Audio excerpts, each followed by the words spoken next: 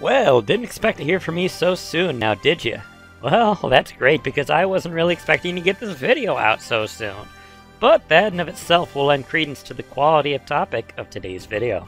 Into that in my announcement over on my main channel, and talked about lightly in my personal friend groups, I have been planning on one of the first videos of this channel to be talking about a project that isn't entirely canon to the Pokemon universe. Hello all, in class is in session for a masterclass in storytelling, and a fan work so awesome and new, I just have to talk about it. The Pokemon Mystery Dungeon series is a set of spin-offs that have a really interesting origin story that I'm going to dive into during a different video, as I do have plans to talk about more Mystery Dungeon titles in the future, and think that the series history will fit better there. In short though, for our understanding today, this is a set of Pokemon games that have been coming out since the Game Boy Advance days, and has 5 generations of games and a full remake of the very first titles on the Nintendo Switch. Hint hint, this is going to be the future topic right here. Mystery Dungeon is a very hit or miss kind of franchise. You either love it or you don't. I feel like there isn't a middle of the road option here. And honestly, it makes me a little sad because these games have some of the most endearing and heartwarming stories told in the entire Pokemon franchise. And their legacy of having endings that completely rip out your heart is not at all unearned. And the music, good lord, the music. If you haven't heard Sky Tower, or Dialga's Fight to the Finish, or Temporal Tower, or you see the pattern here, right? I could list 20 songs off the bat you should check out off the top of my brain. So I will.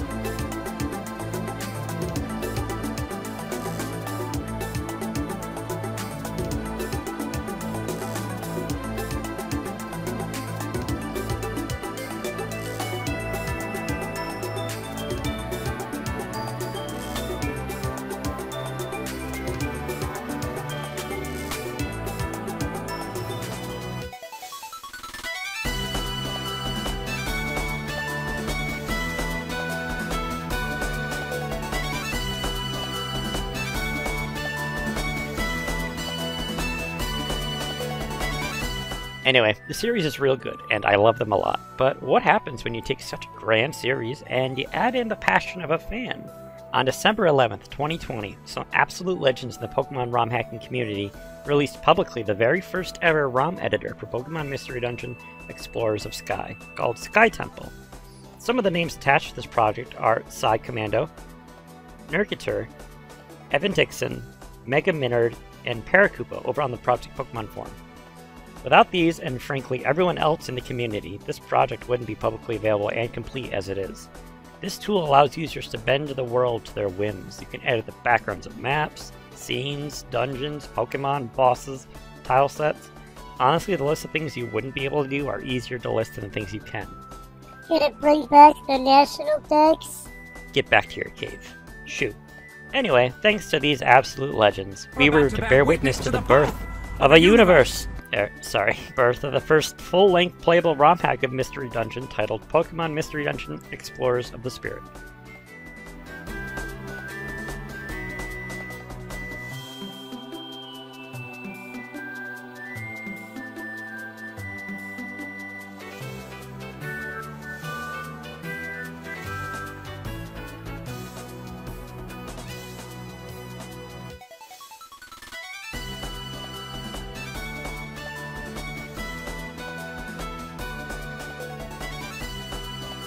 This game was brought to us by Max Schercy, who goes by Max Schercy VODs here on YouTube. Honestly, it's criminal his channel here has so few subscribers. I heavily recommend subbing to his channel as his work is fantastic. And he also has a full series going in depth talking about the story of Gates to Infinity, the 4th generation of Mystery Dungeon games, which I think is phenomenal. And his videos are made with the same ethos as to my own, wanting to create the content that you wished you could see on this site. He also has plenty of tutorials on Sky Temple, so if you're interested in getting into the ROM hacking scene, what better a way than to learn from Max himself? Give his videos a watch, and then give his fan game a play. Okay, perfunctory information out of the way. What exactly is Explorers of the Spirit? I have 2 answers to this. One has no spoilers outside of the initial premise, and the other is my full dissection of the plot that comprises most of this video and the next. Before I go into either of those answers, I must give out a few spoiler warnings. This game does expect you to have some sort of knowledge on the Pokemon Mystery Dungeon series, and has references to nearly every game packed in at least somewhere. I am going to be pointing these out, so if you want to understand these references clearly, I'm going to suggest you check out the Pokemon Mystery Dungeon remake on Switch, Explorers of Sky on DS. This one should be real easy to emulate if you don't have a physical copy. I of course also recommend playing Gates to Infinity and Super, but I think that these 2 are really the most crucial. And if we're playing it just for main plot alone, then I'd say just Explorers of the Sky. I'm also going to recommend that if you are interested in playing Explorers of Sky, there is a gameplay ROM hack or quality of life patch called Explorers of Skies that adds in a lot of modern conveniences from the Rescue Team remake on Switch to enhance the gameplay of Explorers of Sky. It is a little bit more difficult than the base game balance-wise, but it isn't a Kaizo hack, and I honestly think that the improvements made to the base formula are more than enough to offset the balancing positively. Got that set, or not planning to play them and just want to listen to this prof dish out his opinions? More than fine with me. First, we'll begin with the primer, the spoiler-free concept. Explorers of the Spirit begins as the story of a Pokemon. You choose this Pokemon in one of Pokemon Mystery Dungeon's cooler aspects. You get handed a personality test that gauges your inner aura. At the end, you are judged and given a personality type and assigned a Pokemon from the following list of Pokemon.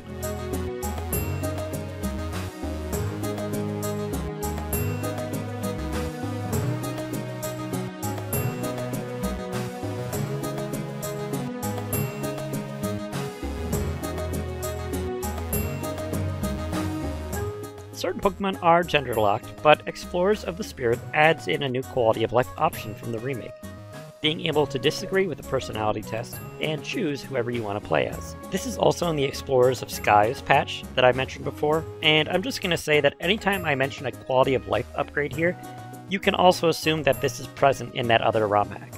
Although it is to be noted that that ROM hack has even more quality of life features than this game does, so I'm not going to point out every single one, but very important ones that are noticeable, I will. And down in the description, I will put the Project Pokemon page on that hack where you can look up yourself the added differences. Anyway, I've made the decision to play as Charmander, and my partner through this journey is going to be Piplup. A few notes, real quick. Partner Pokemon that you choose normally cannot share the same type as you. This is usually to help guide you along the game and not get soft-locked because you face difficulty in a dungeon that is stacked against you. I will say this is especially true in this game, as dungeons have been changed in some important ways that I'll discuss later in the gameplay section. We make our selection, and I'm going to preface this out of the gate. You may see some footage at points that swap out my Charmander and Piplup's choice for Turtwig and Shinx. This is because I played this game largely on my computer to record footage, but not for the entirety of my play session. There were other times that I moved my save over to my modded New 3DS because, honestly, the story gripped me so much, and I didn't want to stop playing, but I also didn't want to sit on my computer for the entire time. So, in those instances where I didn't have recorded footage, mainly for cutscenes, I'll be using footage recorded by PMD Gang on YouTube. You should also check them out and follow them on Twitter. I'll link them down in the description and have their footage credited whenever it appears in this video. One quick note though, to make things consistent for the case of the hero and the partner Pokemon, for my narration in the synopsis, I will keep it consistent and refer to the hero as either the hero or as Ryan, the name I've given them. And for the partner Pokemon, I will refer to them as either Piplup or our partner. The footage may show the other Pokemon from PMD's Gang's playthrough, but this is just to keep it internally consistent. You can just imagine them as Charmander and Piplup. Now, it's time I bring this up. This first section is going to be spoiler-free of most of the finer details of this ROM hack story, basically covering the first 2 or so chapters in summary style until we get to the first major plot hook. This, however, is not going to be true for the base game of Explorers of Sky, Time, and Darkness. Very early on, we are going to be seeing differences from how this game strays from the original game's plot, and it's going to have some very large spoilers for that game appear relatively early, even in this summary of mine. If you have plans to play Explorers of Sky, Time, or Darkness, which in reality just plays Sky, I urge you to do so before continuing on. Or if you have plans to catch up on Sky's story by virtue of YouTube recap or some such, watch that before continuing on. Explorers of Sky's story is really special, and I think it's best experienced in the original way it was released. And as such, I feel like this game's story is best experienced if you are similarly aware of the original game's events. Got it? Good. Here we go. Now, starting off, to those familiar with Explorers of Sky, know this introduction. A Pokemon struggles unconscious on a beach, as another Pokemon struggles with nerves upon deciding to enter a Wigglytuff's guild. A world-renowned guild that is said to house many great adventurers and explorers within. Upon falling into his own doubts, Piplup heads to the southern beach to contemplate their feelings amidst the scenic bubbles created by the local Krabby population. It's a comfort spot, obviously, but it is here that they find the unconscious Pokemon and urge them awake. Only to find out they have very little memory of how and where they got here. They give their name as Ryan, and he explains that even if his body feels unnatural, saying it's not quite right that he's a Charmander. But before they can explain any further, the two are ambushed by a dastardly pair of Zubat and Koffing, who make off with Piplup's treasured artifact, a stone with a unique design on it. Going through their first mystery dungeon, a cavern full of vicious Pokemon that changes its appearance every time it is entered, they manage to catch up to Koffing and Zubat, and beat them rather easily, retrieving the stone back and sharing an experience of a shared adventure together. The two ne'er-do-wells promise vengeance before scramming, and the two companions leave the dungeon together before our partner reveals that the object they had fought for, a stone that implies obvious history, is their goal to figure out the meaning of such an inscription, and that their ultimate goal is to join an exploration team so that they can discover the answer to that mystery. From this point, they ask Ryan if he would be interested in joining an exploration team together, as it's obvious they have chemistry working in a pair. Ryan agrees, and we flash to the title card, with a mysterious temple looming in the background.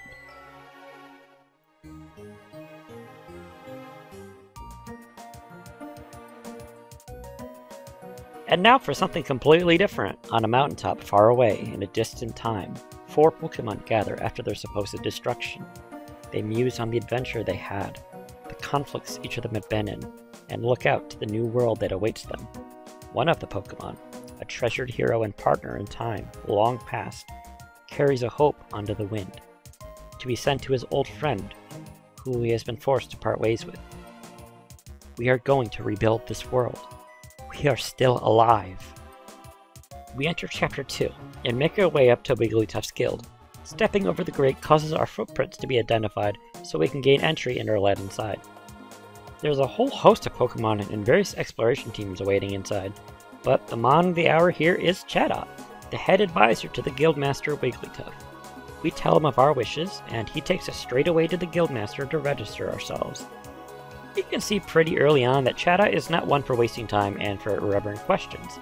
Bit of a stickler if you catch my drift. Upon meeting with Wigglytuff, a happy-go-lucky character who is more than willing to sign us up, we bring out the old reliable for this team name. Okay, so a little about me. Typically when I play Mystery Dungeon games, my preferred player-partner ratio tends to include water and fire types. They're usually among the best options for these kinds of dungeons you go through, especially in Rescue Team, Gee Whiz, the game that hates grass types. But when I do this, the team name I love to bust out is Team Steam. It rhymes, fire and water together make steam, and it brings forth imagery of a steam engine powering through these dungeons. So, Team Steam it'll be. We get our fancy exploration kit, and are brought out by Chatot to take a nap, and end the day in our very own room. At night, our partner assures us they're excited to meet the day, headstrong, and wishes us a good night. Meanwhile, we have an inkling of another divergent fact in this world. We're not super excited to be part of an exploration team, but we agree it is the best course for now to find answers for the questions lingering in our mind. back in that distant future, Grovyle and Celebi discuss some of the lingering regrets on Grovyle's mind, namely not getting to say a proper goodbye to his old friend and partner, Ryan. Together, they set up a plan to send Grovyle back so he can get his closure, and then return to this new future together. The next morning, Ryan and Piplup join the others in the guild for the morning address, and Chada introduces us to exploration work, and tasks us with a tutorial mission, heading to the Drenched Bluff to recover a lost item for Spoink. This here is identical to the base game, so we're going to lightly move forward and say we explore the Drenched Bluff and obtain said item on the 6th floor of the dungeon. We return to the guild, and after completing the mission, we see an overjoyed Spoink who rewards us very handsomely with 2,000 Poke right out of the gate, and holy heckles, we're rich! Chada commemorates us on our efforts and takes the guild cut of the pay, 90% of our earnings. Now comes one of the largest changes in the story. Our character blatantly calls Chada out for this unfairness. Here, we see that our player character is more of a character, and is not willing to skip speaking out when something crosses his notice that isn't right, and he's not afraid about making his point aggressively, passionately even. It starts off as a small change here, with Chada reminding the two that if they don't like how the guild operates, they can leave. However, their reputation will suffer, and no other exploration society out there would be willing to work with them. Frustrated, but understanding the guild is good for them overall, they decide to keep at it, and the pair sleep off their frustrations. The next morning, Chada introduces the pair to the Outlaw Board, which lists outlaws that the guild members can try to bring in to serve justice. Before they set out on another mission so early, Chada has another member, the newest recruit before the two of them, come give them a tour around Treasure Town and the rest of the guild's facilities. These are all the same as in Explorers of Sky, so I won't double down on them here. And while the group meets the Kecleon brothers, we have a familiar scene here, which introduces the second largest change in the story.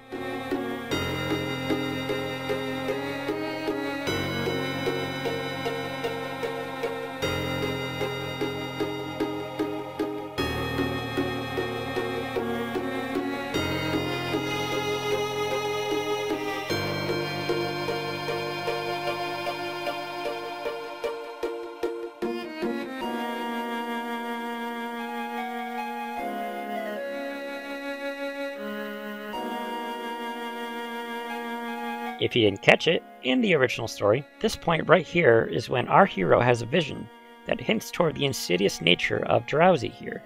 So, taking a step back, let's take a quick refresher of what we know thus far.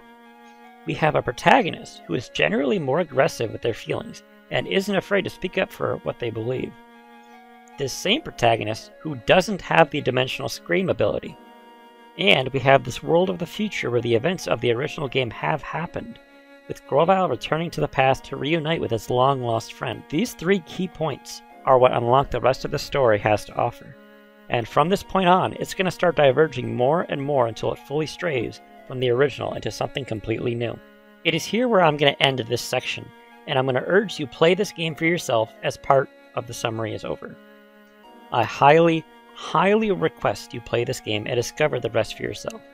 However, I am going to continue with the synopsis, but from here on out, spoilers for the rest of the game will appear and be present, so you have been warned. This will continue for part 2 of this series, which will entirely be spoilers and cover the second half of the game.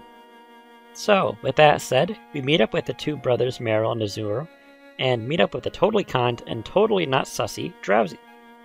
They head off together, and we head back to Bidoof, who offers to help us find an outlaw small enough for us to handle. But as the board is updated, the group see what the original pair saw back in the original story, that Drowsy's face plasters the wall as he's outed as a wanted outlaw. So even though we didn't have the Dimensional Scream to get hints of this before, we do still get the overt fact that Drowsy is a bad guy. We're still going to go after him since this event confirms such still happened. But that doesn't mean that things are going to go exactly as they did before. When we confront Drowsy at Mount Bristle, we face off against the Tapir of Trouble, the Dream-Eating Dunce, the Ellen No Fun the Elephant. Defeating him, our hero takes his anger out on the defeated foe. And before we can continue, we remembered Ezreal's scared, and he's lucky he's here, because otherwise, who knows if we would have stopped. Drowsy is apprehended by Officer Magnezone and crew, and we reunite the two brothers, heading home for the day. Back at the guild, we received our share of the bounty, a measly 300 Poke from the 3000 Poke bounty. Ryan calls Chada out again. Do you enjoy taking the guild's share from jobs we complete? Chada doubles down, saying he is proud, as today's events make it clear that the guild's training was valuable in this result. Ryan bemoans the state of low Pokemon in the world. That Zubat and Coughing duo, the dastardly Drowsy, and Chada, who proudly takes most of the rewards from the work they do. At night, we see Grovyle dashing through the dark, finding he's retracing his own steps, more out of paranoia that the time gears of old may have changed locations, and a fear for the past reverting. To fully assuage his concerns, he needs to speak to the guardian of time gears, Uxie, Mesprit, and his elf, before meeting with Ryan. Meanwhile, Darkrai meets with Giratina and poses a deal. Giratina warns Darkrai that he should know about the cost of a deal of darkness, a cost Darkrai is all too familiar with and willing to give. The next morning, we're sent to do some jobs posted on the board, and I think this is a good time to go over gameplay while I let some footage play in the background. Mystery Dungeon titles are roguelike dungeon crawlers. This means that it's an RPG that focuses on exploration of a procedurally generated level or dungeon with the risk of losing progress if you're defeated inside said dungeon. That is true with any dungeon you enter inside the world. If you're defeated, you're kicked out and forced to start from scratch. Normally in Mystery Dungeon games, if you fall in dungeons, you lose any money that you're carrying and half of the items in your inventory. However, in this ROM hack, to balance with the increased difficulty, those two specific aspects have been removed. However, the time investment is still a punishment and is more motivating than any. So you definitely want to try to stay alive. Players explore these dungeons in a grid not dissimilar to something like Fire Emblem or other tactics titles. However, there is no separate player and enemy phase. Everybody moves in turn, and player order is dictated by a stat known as travel speed, which at default for all Pokemon is 1. Although certain moves like Agility or Dragon Dance can increase this movement speed and allow Pokemon to perform multiple moves in turn. Pokemon are given a list of 4 moves similar to the main series, and stats like attack, defense, special attack, special defense, and speed all carry over from the main series. But there are some differences that we'll talk about later with these stats. It is also to be noted that Pokemon will learn different level up moves as compared to the main series where it applies, to adjust for the new gameplay. Certain moves will also have increased range, so it is good to have a healthy balance of the moves in your arsenal to handle the Pokemon that you're going to be facing in these dungeons. Charmander, for example, has Ember, a move you start with that does pretty decent damage to any Pokemon that is one space away from you. However, later on, at level 34, it learns Flamethrower, which has a much larger range, and the fact that it travels forward in a straight line for 10 spaces away until it hits an opposing Pokemon. And that at the highest tier is something like Heat Wave, which attacks every Pokemon in the room that you're currently occupying, excluding your partner. Or there are moves like Earthquake, which attack every Pokemon in the room, including your partner, which is a very important distinction, as if either you or your partner fall, it is hasta la bye-bye for your attempt in that dungeon. Now, one of the most important stats, bar none, is the speed stat. Now, you might think this is the travel speed stat I'd mentioned before, but this is the biggest differentiator between Mystery Dungeon games and the main series games, as speed in this game is more of an accuracy/evasion stat. Now, this is one of the most frustrating things early on, as the beginning of any Mystery Dungeon game is full of... I said it is full of missing. You miss a lot of your moves, and let me tell you, when you're trying to conserve your moves and you keep missing, man, if there is one value I'd adjust, especially when you barely have any good moves, I would definitely adjust the speed stat. The ultimate goal is to reach the end of a dungeon, which you can do by finding the staircase, which is randomly placed on each floor that you explore. So, you have your prompt. You're placed anywhere on any given floor, and you have to find your way to the end. Now, you can get incredibly lucky and spawn in the room with the stairs, or very close to it, or you can get unlucky and explore this whole labyrinthine structure until you find the staircase in that one teeny little room that you passed up on to check out something else. You're allowed an inventory full of items to help mitigate the dangers of the dungeon and the dangers it poses to the group that explores through it, such as the hunger meter, which falls as you explore and can be mitigated by eating apples or other edible foods that you may pick up along the way or buy at the store.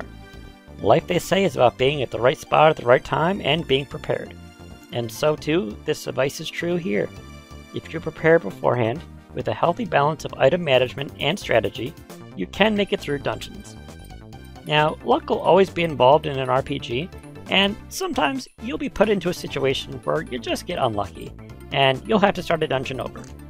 It happens. I have one final note to say. This isn't all that gameplay has to offer, but I feel like this is what mostly applies to this ROM hack, as its structure is a little different from normal Mystery Dungeon games. And what I mean by that is, this game is all about the main story and reaching that endgame point of the plot. Normal Mystery Dungeon games do have an emphasis on their main plot, but there's also a sizable post-game where you unlock the hardest dungeons, the chance to recruit most legendary Pokemon, the ability to evolve, and even a plot-focused post-game. It is not a joke when people say that for normal Mystery Dungeon games that the game really begins after the main plot ends. Here though, that isn't the case. So aspects of the game that might normally apply in normal Mystery Dungeon games for the post-game aren't going to apply here in the same way. One such example is Pokemon evolution. We're not going to be evolving in this story. And that's fine because honestly it works for the story, and speaking of such, we're going to return to that now. On the next day, we're tasked with exploring a strange waterfall said to hold many secrets. The anticipation of holding such an important job has Piplup shivering in joy. As we head out, we get a new scene between Chatot and Wigglytuff, where Chatot casts doubt if we're truly the hero that was spoken of.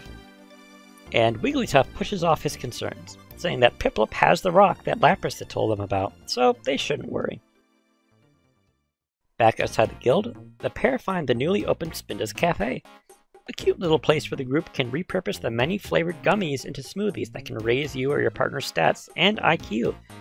IQ is a unique sort of stat that gives you various perks and buffs the higher you raise it, and it's raised either by these gummies or the smoothies you make from them.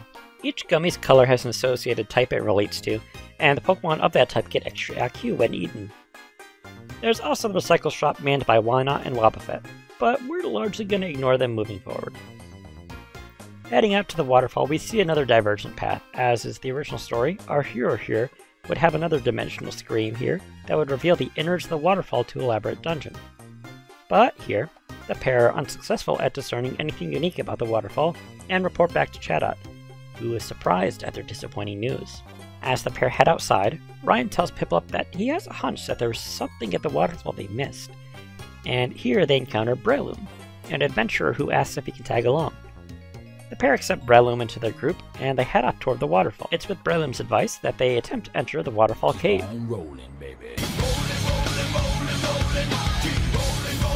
And it's with his help that Ryan, the Fire-type Charmander, is able to survive through the third Water-type dungeon in a row. Thank you very much, game. Very cool, I love it. Anyway, at the rear end of the dungeon, the group faces a monster house. This is a concept that has been tweaked for this version of Mystery Dungeon. Traditionally, monster houses are random events that can happen in dungeons, but significantly become more likely the farther in the game you get into, largely being saved for post-game dungeons where swarms of Pokemon will enter a large room, and it's your job to fend off the invasion. These are seen as some of the most difficult rounds of RNG in a dungeon can throw at you, as it is very easy to become overwhelmed. However, here in this game, specific dungeons will have their final floor be a mandatory monster house encounter, with the entire floor comprising of such. This, I think, is a better balance, as it allows for that element of surprise, but isn't something that you can fully say you weren't prepared for. And if you wish, you can leave the dungeon as soon as you make it to the stairs. Me, though, I feel bad about passing up all that experience, so I end up taking out all the Rimraids here in my run. At the end of the dungeon, we find this outlet that is full of small gems, and ends in a much larger gem set into the wall. The group is stoked about finding the treasure at the end of the cave, but Breloom bids them a warning, as the large gem seems like it might be part of a trap, and then he sets the gem in and triggers that trap. But since he was wary, he helps push the others out of the way, avoiding getting swept away by the waves. Our partner asks if Breloom wants to report back to the guild with them, since he was crucial to helping them find the treasure. But Breloom very nervously declines, saying he still has to go try out for the survey team nearby. They part ways and report back to Chatot for a much happier reaction. And he asks how they managed to find the cave after returning back the second time, and Piplup confirms that they had help from Breloom, a fact that sends Chatot into a frenzy. He makes it crystal clear that the pair is to avoid interacting with Breloom at any and all costs, that he is bad news and not someone they should meet up with again. Piplup, shocked, asks why, but he's immediately shut down. Chatot says it's for their own good. Elsewhere, Wigglytuff arranges a meeting with Lapras outside the Brine Cavern. Wigglytuff asks if there's something wrong with the relic fragment, the rock that Piplup had carried with them, as it was supposed to be found by the Chosen, who had saved their world from destabilization. Wigglytuff says that they had concerns that the Chosen wasn't the one who found the rock, as they didn't seem to pass the test that Wigglytuff put forward. Lapras suggests that getting their aura checked might be a good idea, as their aura might be pure, just taking longer to show itself. Wigglytuff nods and heads off to make some more plans. At night, Piplup says he's happy he joined up with the guild at the first expedition went off without a hitch. Ryan agrees, although he muses on the fact that he isn't the fondest of Chaddock, but he's a fan of exploring, and he can see why Piplup enjoys it so much. Before bed, Chaddock enters and requests that the two accompany him to speak with the Guildmaster, as they've been summoned. Wigglytuff explains that the guild is going to be mounting a full guild-wide expedition soon, and very soon they would make the choice of who is going to attend on the expedition public. He says that usually they don't include rookies in the lineup of possible members, but since the both of them have been working so hard, they were going to make a special exception and they have a chance of going. The two are excited and motivated to keep doing well, and are excused for bed. Elsewhere, Grovyle meets with Azelf, one of the Time Gear Guardians. However, he doesn't seem to have any memory of Grovyle whatsoever, or what a Time Gear is. Puzzled by his circumstances, Grovyle decides to check in with the other Guardians. The next morning, the official announcement of the expedition is made, and Wigglytuff announces that they're going to be exploring the base of Team Charm, a renowned team who is known to have reached the Master rank. Now, what's interesting here is Team Charm was present in the original game, but only during the 4th special episode where you play as them, during a short vignette which introduces you to the team and their rivals, Team AWD.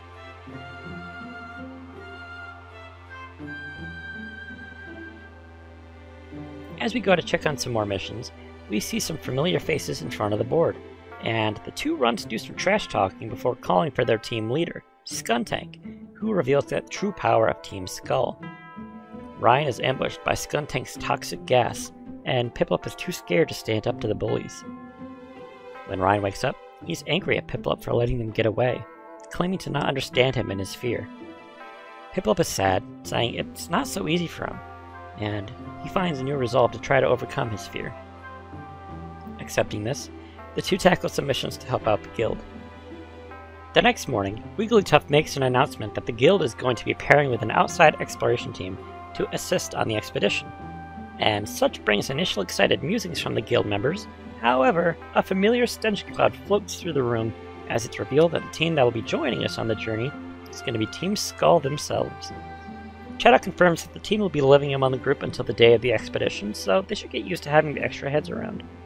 As the group convenes, they wonder about the motivation behind Team Skull coming, and how they must have convinced Wigglytuff.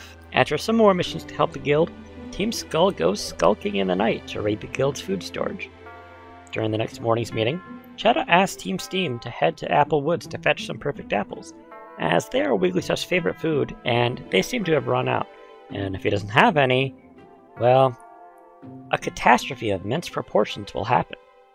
Understanding the severity of the task, we ready up our gear and finally go to a dungeon without water-type Pokemon. Piplup will struggle against the grass types, but honestly, behind Ryan, this isn't as big of a problem as it seems. This version of Apple Woods includes a midway point. Typically later in longer dungeons, we'll have midway points that'll fully heal you and allow you an option to save before tackling the last chunk of a dungeon. As this is the last dungeon that fully relates to the main game before the plot diverges completely, it is interesting to see that we're seeing an element of the game that is normally added much later into a part right now. It really goes to show how the difficulty is going to ramp up from this point. Reaching the end of the Apple Woods, we find a gigantic tree, and oh no, it's Team Skull here to ruin our day. Well, if you're only familiar with the base game, I have a surprise for you. We have a boss battle against the full force of Team Skull.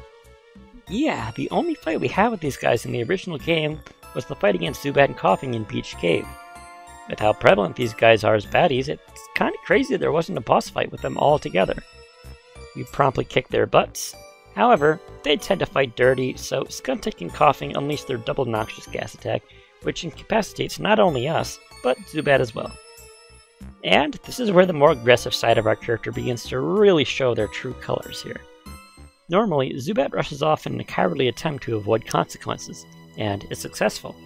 Now though, We stop him dead his tracks. This is what you deserve. We attack him. Again. And again. And again.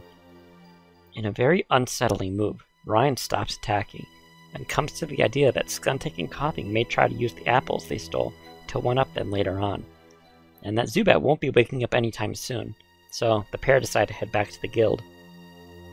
Chatot is furious with their failure to obtain any apples, and as such chooses to withhold dinner from them for their failure, and will not hear anything on the topic of Team Skull. Not only do we not get any dinner, but we have to watch as everybody else does.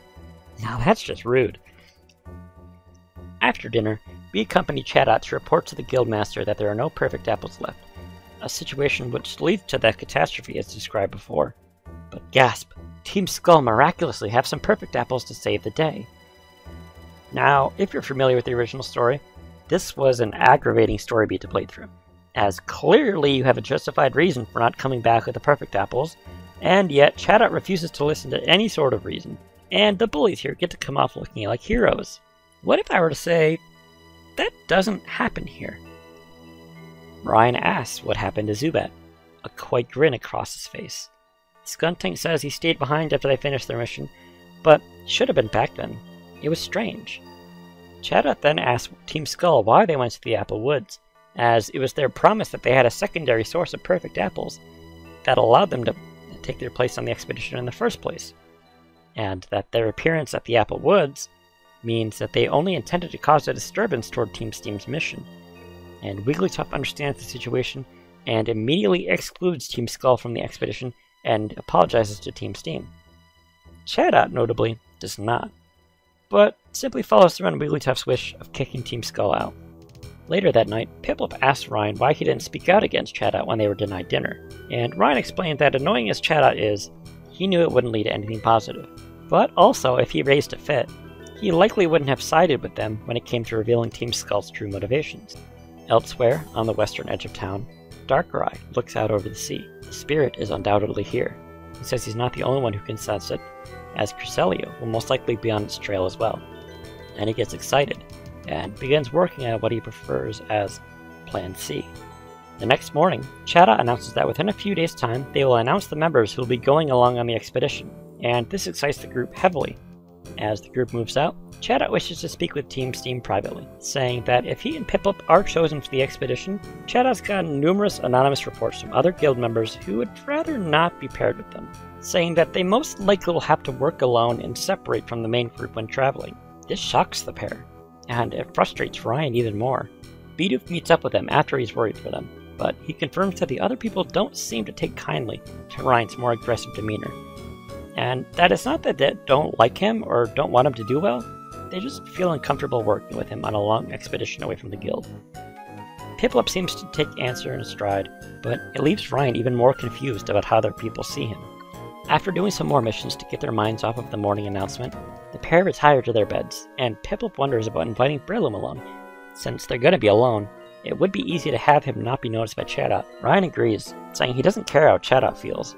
If nobody else in the guild is going to help them, they'll get help from those who will. Ryan muses on his thoughts before falling asleep. He hopes beyond hope that they get chosen for the expedition tomorrow, as he knows that if they don't, Piplup will be crushed.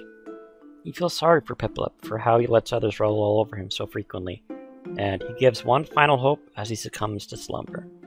Elsewhere, Grovyle finds his old hideout in the mouth of the Sharpedo Bluff. He recollects on the time he held out here, when he had been in this time before.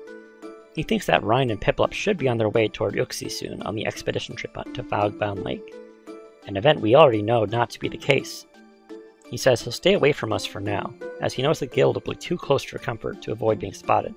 The next morning, we begin the roll call for the expedition, and Chatot begins reading the names the guildmaster has written aloud, and it's every single member.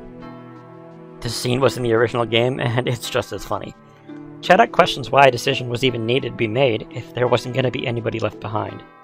But Wigglytuff affirms that it'll be alright so long as they lock up tight while they're away. We do some final preparations out in Treasure Town, and then meet back up with Chatot. He assembles the full guild, and we begin to plot our journey, with the guild splitting up into 4 groups to meet up at a later point. And as we were told, we're all alone. Great. totally not feeling the cold shoulder. Yeah, it's fine. But we still have our backup plan, so we head out to Spindus Cafe before we set off proper and meet up with Breloom. Here we learn that he didn't end up trying out for the survey team after all, but we do get a glimpse of them here. Ampharos, Mawile, and Machoke as they stop by the cafe. And here, this is a really cool reference to Pokemon Super Mystery Dungeon's Expedition Society. Well, at least 2/3 of it are. I'm honestly not sure where Machoke comes into play, but it's possible he's an original character similar to how Breloom is here. But Ampharos and Mawile here are both the same Ampharos and Mawile that headlined in the 3DS game.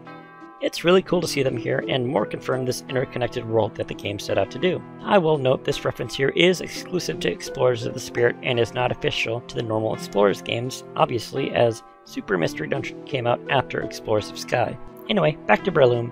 We managed to convince him to come along, and he says that he knows he's gotta be clever, so he'll follow along with us until we meet back up with the guild, as he really doesn't want to come across Chatot again. Now that we begin our expedition, we gotta travel through the craggy coast, and yep, we have another water dungeon here. Look, listen, I get it.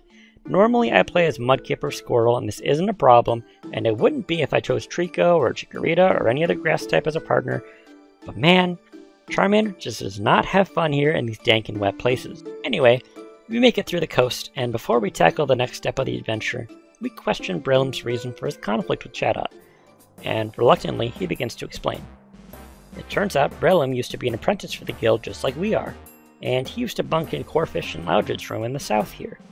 But one night, Chatot had tasked Breloom with the very same chore of perfect apple collecting that he gave us. Breloom caught on real early that Chatot was dumping his own personal chore onto Breloom just because he was completing the most missions out of any other recruit. Breloom tells them that this was his breaking point with Chatot, so he simply didn't do the request. And this was before their big expedition, so Breloom joined along and let events play out. Seeing as Chatot prepared no backup apples and didn't ask anybody else to do the job, as we saw, previously Chatot preferred only single teams going to get the apples themselves. Interesting note here also in Breloom's defense is that the apple shortage for us was caused by Team Skull's direct intervention, i.e. it was a surprise that their larder had shrunken to 0, which is understandable for a last-minute request. However, here, this was a normal planned restock by Chatot to wait until the last minute that put that pressure onto the guild's star recruit. At least, going by Breloom's word. It was this conflict that caused the rift, and Chatot had Breloom kicked out of the guild immediately. As he was gathering his belongings, Chatot had stuck the knife in the wound and told him that he was no true explorer, and spread the word to all of the guild's contacts that he wasn't to be trusted and couldn't handle the responsibilities of teamwork. None of the other guildmates seemed to disagree with that. Seeing that the guild had effectively turned against him, he left and never looked back. Breloom said that he took Chatot's word to heart, and he had been negatively affected ever since that day, and that his recent aspirations to join the survey team were from his longing to prove himself, and while he wouldn't go back to the guild, he did like certain social aspects of the guild's work. But at the end of the day, his own personal demons kept him from signing up. Ryan attempts to cheer Breloom up, saying Chatot's a bad Pokemon, and they have grievances with him too. Before they head out, Breloom gives the pair some advice, to not be like him and get on everybody's bad side. With this, they continue through Mount Horn, and Breloom decides he's gone back to Treasure Town. When we meet up with the group, Chatot gets angry at us for taking too long, completely ignoring the fact that he sent us out with less members than anyone else, irregardless of the fact that we did get someone to go with us, but he didn't know about that. Anyway, Wigglytuff urges for us to reach out for success, and we're gonna head through the gloomy forest to try to find Team Charm's hidden base deep within the fog. We have 2 tasks ahead of us: find a way to dispel the fog, and find the switch that opens their base up. Wigglytuff also mentions that our goal is to have one of Team Charm's members, Medicham, give everyone a reading of their aura. As we head into the depths of the gloomy forest, we cut back to Grovyle, who is at the statue of Groudon near the entrance to Fogbound Lake, the site of the expedition in the original story. He ends up activating the statue, which clears out the fog all the way over for us in the gloomy forest, and then return to us. Ryan suggests we keep moving forward, and Piplup suggests going back to get the guild's help for the rest of the way. As Piplup continues, though, he steps on a hidden switch, which removes a barrier of thick trees in their way, and Ryan thinks this is a now or never situation, as if they go back for the others, they could lose their chance, so they take it. They arrive outside the cavern, with 3 statues set up front of each of Team Charm's members. The Gardevoir statue acts as a save point, the Medicham acts as a Kangaskhan storage. However, I'm a genius and avoid both of them completely interact with the Lopunny statue, which grants us entry. We explore the inner workings of the hideout, as there's an entire mystery dungeon inside, and we must make our way to the top in order to find them at the peak. And when we do, we have an encounter with Cresselia. She says she knows who we are, what we've done, and is here to stop us. Interestingly, Grovyle manages to catch up and take a seat in the shadows to monitor the situation as it plays out. Cresselia begins her attack, and we have a pretty tough fight here against the Lunar Swan.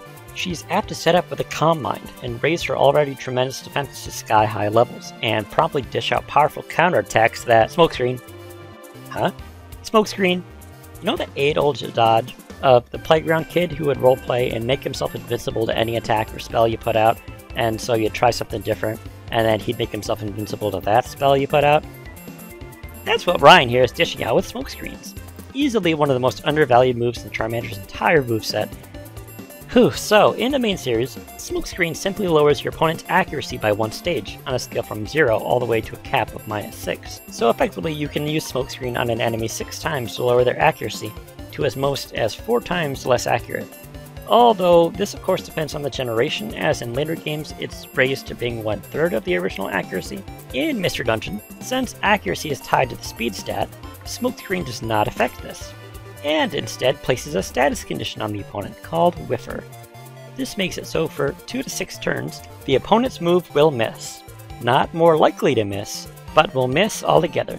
So if we were to say you've Smokescreen a Cresselia here, then attack it, and then wait for its Whiffer status to wear off, then reapply a new coat of Smokescreen like we were a war-ravaged Bible Belt uncle who just can't let go of his last pair of cigs he's been holding onto since 1972, then we win. We just win. Upon winning, Cresselia says that we're making things tough, but she's not going to let that stop her. But suddenly, Giratina. You know, that is a wonderful segue. I wish it was used more often. Anakin faces down his old master. Their conflict of interest at their ultimate points of the very relationship is put to the test in an ultimate duel of the fates. You can see in their eyes just how much this point has been building underneath each of their journeys. But suddenly Giratina. Oh, you're gonna get uppity at me for that sudden introduction and transition? Anyway, Giratina shows up and yoinks Cresselia out of the world entirely, leaving us to wonder just what in Sam Hill, Tarnation, Paddywhack just happened. The guild catches up with us without a moment's notice, and we're left to shelve our questions as we head inside to introduce ourselves to Team Charm. They greet Wigglytuff with a sense of fond remembrance, and agree to perform aura tests on all the guild's members. Each of the guild is given a reading to positive success and fanfare. And finally, it's Ryan's turn to get his reading done. Upon reading our aura, Medicham notes that our aura is incredibly hot, burning so, much less any other aura reading she's given. When Ryan asks us what that means, Medicham plays coy and says that we know exactly what that means, much to our confusion. While we're dealing with that fact, Lopunny asks us if we encountered Cresselia along the way, as she was hunting down a Pokemon named Darkrai, and they hadn't heard from her. And also notice that Darkrai was last seen meeting with Team AWD, Team Charm's rival of thieves. Chatta approaches Ryan and Piplup and asks if they know anything about Cresselia, and Ryan is quick to say that they don't, which Piplup later thinks is the right thing to do, as there was no easy explanation for what happened to them, and doing so with how Chatta has historically reacted to news would only bring trouble. So they decide to hide that they encountered and fought Cresselia. As the group heads back to the guild, Grovyle, still in the shadows, approaches Team Charm and says he has to talk to them about something important. Meanwhile, far away, Darkrai meets with Giratina, who confirms Cresselia has been locked away in the Distortion World and has come for his payment. Darkrai seals Giratina into a deep slumber, never intending to complete his deal with the devil.